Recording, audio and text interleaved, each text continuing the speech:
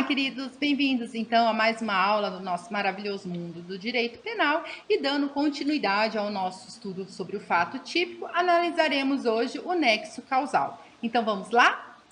Antes de eu falar do conceito, particularmente é uma das aulas da teoria do crime que eu mais adoro, é o nexo causal. Por quê? Porque ele vai vir junto com aqueles meus exemplos mirabolantes que vocês já estão acostumados. Então se preparem e a todo vapor para a gente entender então o que seria o nexo causal. De acordo com a doutrina, nexo causal é o vínculo formado entre a conduta praticada pelo agente e o resultado por ele produzido. Ou seja, é pelo nexo de causalidade que se conclui que o resultado foi ou não provocado pela conduta do agente, certo? Então, olha só o que o artigo 13 fala. O resultado de que depende a existência do crime somente é imputável a quem lhe deu causa. Considera-se causa a ação ou omissão sem o qual o resultado não teria ocorrido, certo? O nexo causal, ele só tem relevância apenas para os crimes materiais. Aula passada, nós vimos o que são crimes materiais, ou seja, são aqueles que o tipo penal descreve uma conduta e exige um resultado para que haja consumação. Então, para que haja consumação, eu preciso de um resultado, então eu preciso ver se a conduta está, então, ligada ou não a esse resultado. Por isso que o nexo causal tem apenas relevância aos crimes materiais. Então, vamos às teorias que envolvem o nexo causal. A primeira teoria chama-se equivalência dos antecedentes causais, também chamada de teoria da conditio sine qua non. Dani, que nome é esse? Significa a condição necessária ou indispensável. Para essa teoria, a causa é todo fato humano sem o qual o resultado não teria ocorrido. Essa é a regra do nosso Código Penal. Dani, eu tenho uma birra quando você fala regra, porque quando você fala regra é porque existe uma exceção. É isso mesmo? É isso mesmo. Daqui a pouco estudaremos a exceção. Mas vamos ficar então na regra. A regra, ela tem previsão lá no artigo 13, caput. Olha o que ele fala. Considera-se causa a ação ou omissão sem a qual o resultado não teria ocorrido. Então, a gente pode notar que o Código Penal adotou essa teoria. Detalhe, como regra. E como eu faço, então, para saber se algum acontecimento é ou não causa daquele resultado, certo? Então, eu vou usar o quê? O processo hipotético de eliminação. Dani, como assim um processo hipotético de eliminação? O que eu preciso fazer? Eu preciso suprimir mentalmente um determinado fato e se desaparecer o resultado, então aquele fato é causa. Vamos no exemplo para ficar mais fácil. Ó, por exemplo, A matou B, certo? Se eu retirar a conduta de A, B não morre. Logo, a conduta de A é causa, certo? Simples assim? Simples assim. Mas eu tenho um probleminha. E o probleminha chama regresso ad infinito. E isso daqui é a principal crítica a essa teoria. Por quê? Porque possibilitaria a regressão ao infinito. Dani, como assim regressão ao infinito? Certo? Pensa no seguinte exemplo. Ó, no exemplo que nós demos. E se neste caso, os pais de A, eles poderiam ser responsabilizados também? Como assim, Dani? Ó, porque se A não tivesse nascido, a vítima não estaria morta. Então, se eu suprimir os pais, como eu falei para vocês no processo hipotético de eliminação, certo? E os pais que são um fato, o resultado não deixaria de existir? Sim. Então, para a teoria da conditio sine qua non, os pais também seriam causa do homicídio.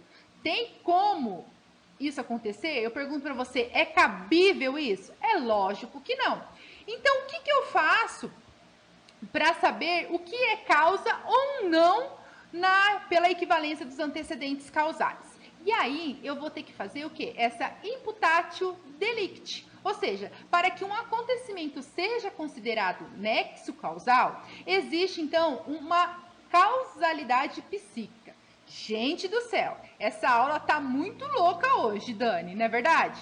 Tá não, galera, vamos lá, é bem simples. O que seria, então, o que aconteceria? Nada mais é que verificar a presença do dolo ou da culpa, certo?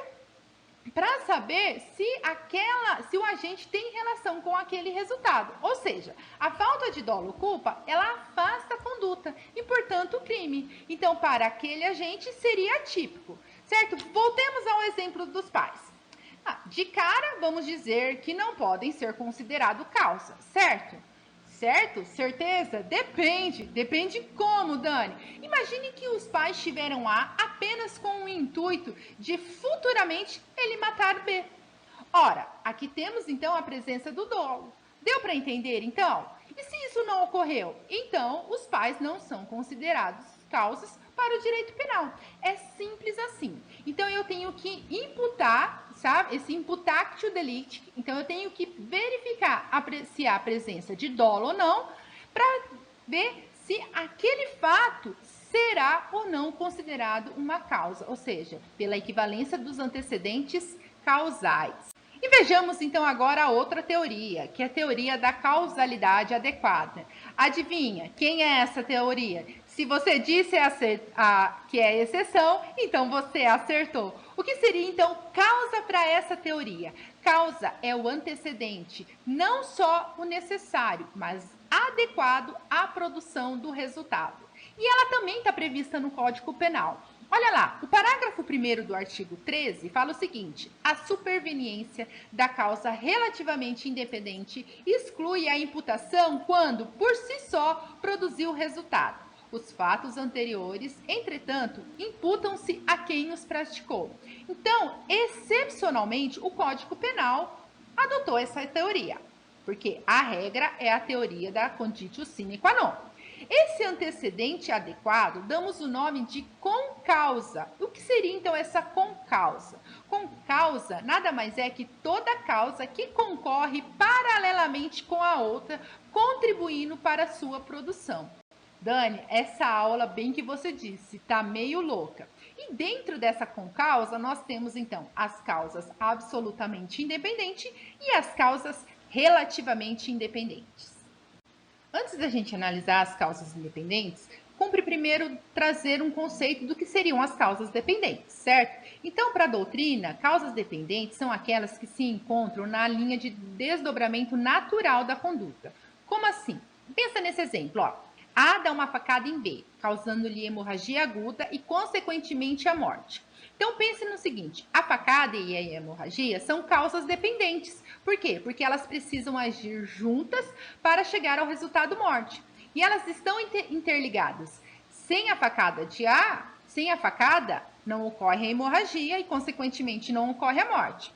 Sem a hemorragia, a facada também não ocasionaria a morte. Percebam, elas dependem uma da outra. Então, isso são as causas dependentes. E vamos analisar agora, então, o que seriam as causas independentes. As causas independentes já são aquelas em que o agente não pode prever e que, por si só, produzem um resultado. E elas podem ser de duas maneiras: as absolutamente independentes e as relativamente independentes. E nós vamos estudar, então, cada uma delas separadamente.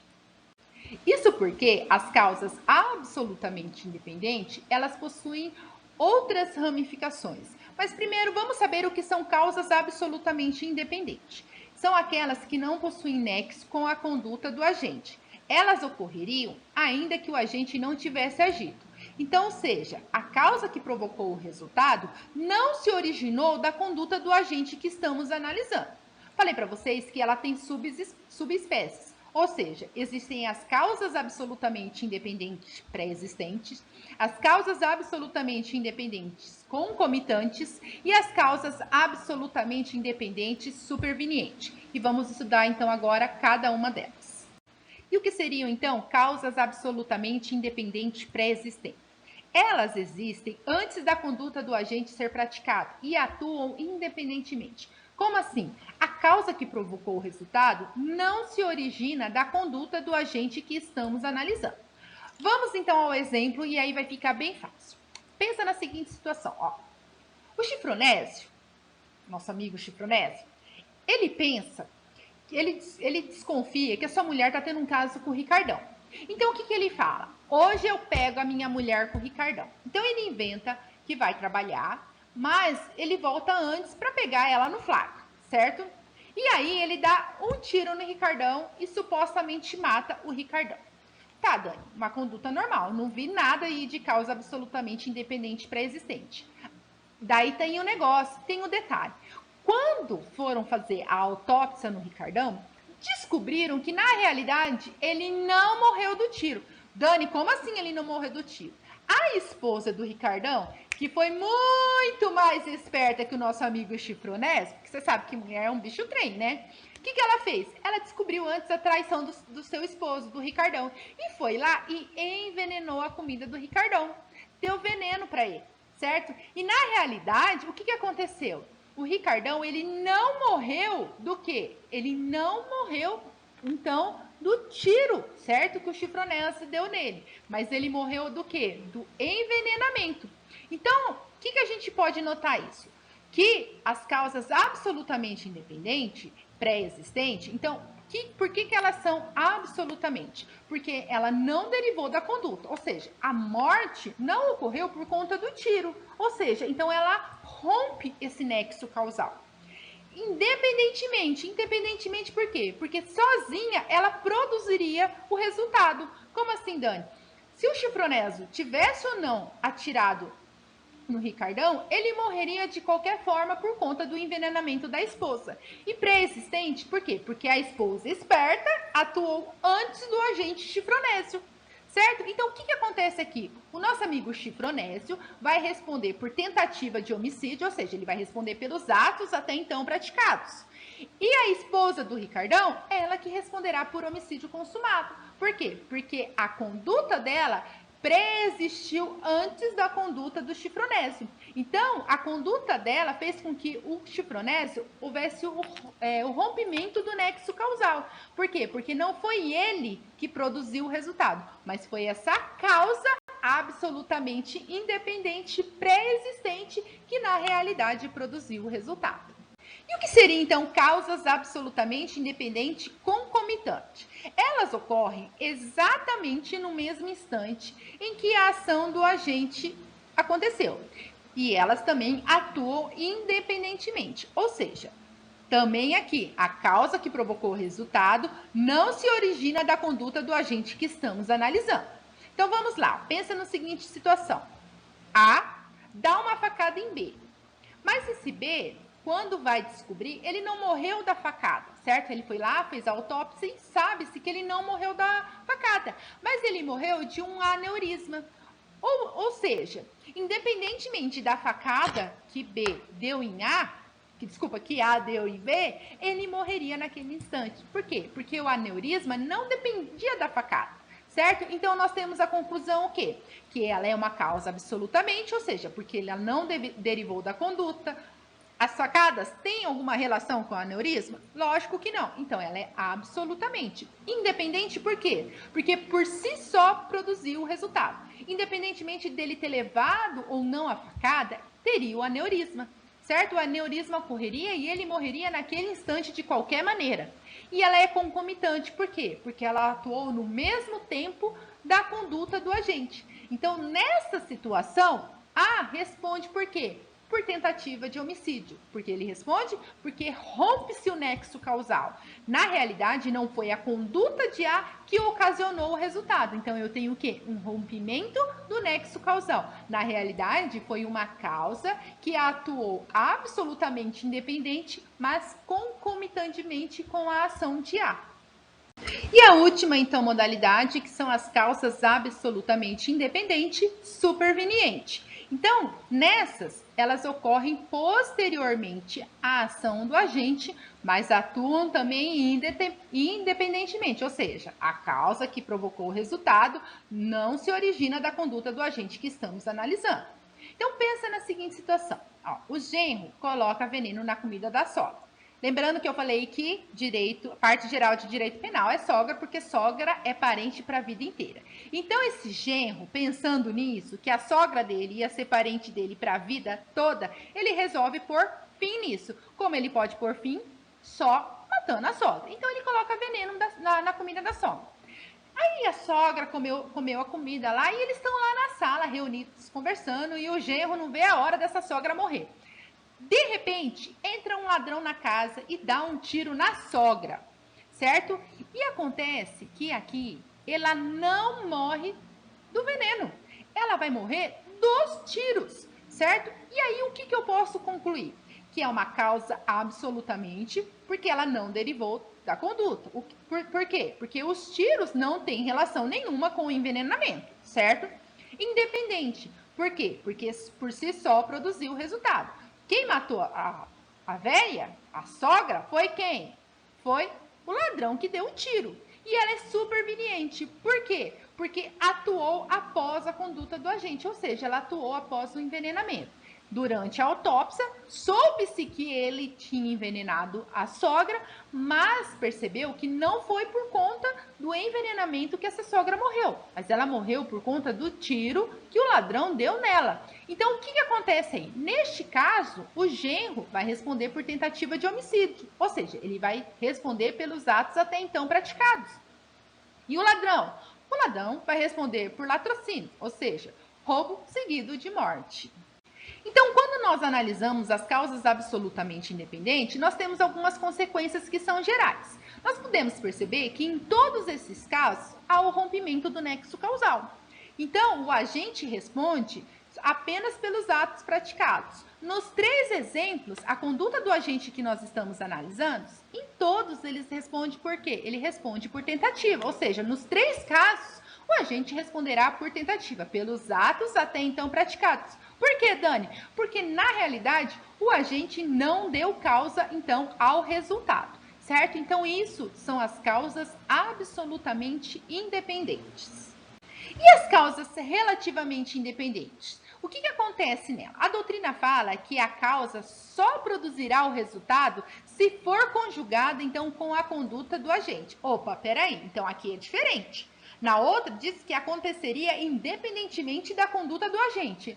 Nas relativamente independentes, já não acontece isso. Por quê? Porque ela precisa estar conjugada com a conduta do agente para, então, chegar ao resultado. Da mesma moda que nós temos nas absolutamente independentes, as relativamente independentes, elas podem ser pré-existentes, concomitantes e supervenientes.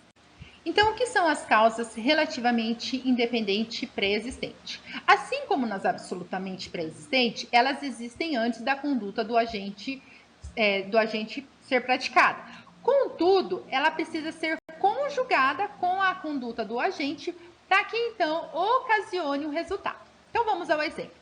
Pensa no nosso amigo Mévio e o nosso amigo Tício, certo? Só que Tício é hemofílico, ou seja, ele é portador de hemofilia. Mévio conhecia essa condição de Tício. E aí, então, ele dá uma facada em Tício, num lugar que não seria letal a uma pessoa que não possuía essa doença, mas que para Tício, certo? Porque ele tem essa doença, para ele é o quê? Para ele é letal. Então, pensa na seguinte situação. O que nós temos aí? Essa causa, então, ela é relativamente. Por quê? Porque a facada, isoladamente, ela não seria fatal. Ou seja, ela só é fatal porque foi conjugada com a hemofilia. Ela é independente porque a hemofilia produziu o resultado, né? Por si só produziu o resultado. Mas ela precisava do quê? Da facada. E ela pré-existente por quê? Porque a condição de hemofílico já existia antes da facada. E o que acontece aqui então? Mévio, então, responderá por homicídio. Por quê? Porque não ocorre a ruptura do nexo causal. Então, elas precisam ser conjugadas para que então ocorra o quê? Para que então ocorra ou ocasione o nosso resultado. E as relativamente independentes concomitantes? Da mesma maneira, elas ocorrem simultaneamente, certo? Então, a conduta do agente que eu estou analisando, conjugada com essa outra, ocasionam o resultado, tá? Então, vamos ao seguinte exemplo. Pensa no nosso amigo Mimadinho, certo? Mimadinho, então, tem a sua vovó de 90 anos que tem um problema cardíaco, tá? E ele quer dar fim na vovó porque ele quer logo a herança dele, certo? A vovó começou a cortar a mesada dele, então ele falou, não, eu tenho que matar essa véia para a herança vir logo para minha mão. E aí ele resolve dar um tiro na senhora, certo? Que vem a falecer. Aí, durante a autópsia, descobre-se que na realidade ela não morreu do tiro, certo? Na realidade, ela morreu do susto que foi provocado pelo tiro. E aí vamos então à conclusão. Então essa causa ela é relativamente. Por quê? Porque o susto só ocorreu por conta do tiro. Ela é independente porque foi o susto que produziu o resultado morte e não o tiro, certo? E ela é concomitante, por quê? Porque a conduta de mimadinho, ou seja, de atirar na avó dele, e o colapso cardíaco proveniente do susto, que atuaram conjuntamente, causaram a morte, então, da nossa vovó. Então, isso é uma causa relativamente independente concomitante. E as causas relativamente independentes supervenientes, certo? Então, elas também ocorrem após, né, ocorrem posteriormente à conduta do agente e conjugada com a ação, né, com a conduta, ocasionam o resultado, certo? E aqui ela é exceção. Por quê? Porque ela pode romper o nexo causal, ou seja, depende da situação, ela pode ou não romper o nexo causal. Por que isso, Dani? Porque o legislador decidiu que apenas neste caso haveria quebra do nexo causal. Isso porque ele entendeu que para não romper a causa conjugada, deve haver uma probabilidade eficaz, ou seja, uma probabilidade natural ou normal de acontecer. Certo? Então vamos ao exemplo para você poder entender e ficar mais fácil. Pense na seguinte situação. A Nazaré, nossa amiga Nazaré, dos memes, atira em Maria do Carmo, sua inimiga capital, certo? E aí, vem uma ambulância e socorre ela.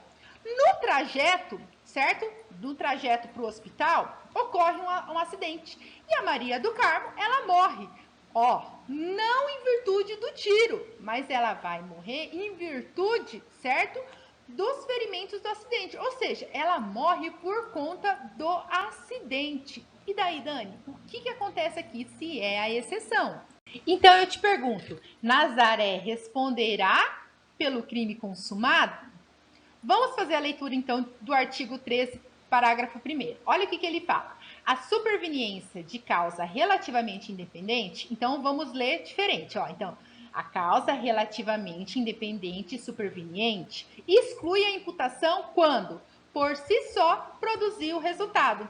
Os fatos anteriores, entretanto, imputam-se a quem os praticou. Então, qual será a resposta? A Nazaré vai responder por crime consumado? Não, ela vai responder por tentativa. Mas, Dani, se ela não tivesse dado tiro, a Maria do Carmo não estaria na ambulância, a ambulância não teria tido o acidente e ela não teria morrido, certo? É verdade, mas eu pergunto a você, é normal que uma pessoa receba tiro e morra no trajeto por conta de colisão de veículos? É claro que não. Portanto, essa morte não se inclui no desdobramento natural de quem leva tiros, certo? Então, por isso que o legislador, o que ele fez? Ele decidiu que apenas nestes casos haveria a quebra do nexo causal. Então, ele entendeu o quê? Que para que não ocorra o quê? Que não rompa-se a causa, não romper a causa conjugada, deve haver uma probabilidade eficaz. Como assim, Dani?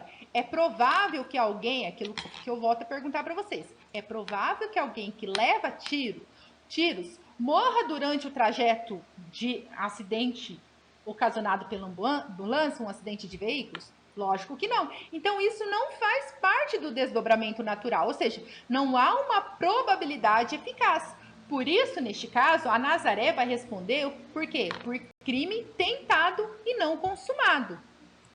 Mas você se lembra que eu falei que depende da situação, ocorre o rompimento do nexo causal? Então vamos no exemplo a seguir, no mesmo exemplo. Ó. Então a Nazaré, ela atira em Maria do Carmo, sua amiga capital, certo? A ambulância socorre, leva ela para o hospital e lá no hospital ela contrai uma infecção hospitalar. Pergunta a você, Nazaré vai responder agora então pelo crime consumado? Então vamos analisar. Ó. Então, eu estou dizendo, primeiro, que ela não vai morrer dos tiros, certo? Eu falei que ela morre por conta de uma infecção hospitalar. Então, uma causa relativamente independente, superveniente, certo? Mas, pergunta a você, é natural ou possível uma pessoa gravemente ferida, ela pode vir, então, a contrair uma infecção hospitalar? Lógico que pode, Dani. Então, aí que fica. Neste caso, a causa se encontra na linha de desdobramento natural. Então, vai ser imputado ao agente o crime. Por quê? Quem deu origem a essa causa. Então, neste caso, a Nazaré vai responder por quê? Vai responder pelo crime consumado e não pelo crime tentado. Então, por isso que eu falei para vocês que na causa relativamente independente superveniente, eu preciso analisar a situação. Aquilo faz parte do desdobramento natural da situação? Não. Então rompe o nexo causal. Aquilo faz parte do desdobramento natural? Faz. Então, aquilo não rompe o nexo causal e imputa ao agente o quê? Aquele crime. E quais são, então, as consequências gerais das causas relativamente independentes? Certo? Aí eu tenho duas questões. Nas pré-existentes e nas concomitantes, o agente sempre responde pelo resultado. Olha que fantástico, eu falei sempre para vocês, é isso mesmo. Sempre responde pelo resultado. Já na superveniente, vem a palavra que eu amo, que é o quê? Depende. Por que depende, Dani? Porque para romper o nexo causal, vai acontecer somente se ela não estiver na mesma linha de desdobramento natural da ação. E aí o agente responde pelos atos então praticados, certo? E quando ela não rompe o nexo causal, se for uma possibilidade natural. E aí o agente responderá então pelos resultados, certo? Então, espero que você, de fato, tenha entendido o fato típico, né? Depois, ainda mais depois desses exemplos loucos, que vocês sabem que eu adoro, certo? Mas o tema é bastante complexo, certo? Mas é muito gostoso. Então, até a nossa próxima aula do maravilhoso mundo do direito penal. Beijos!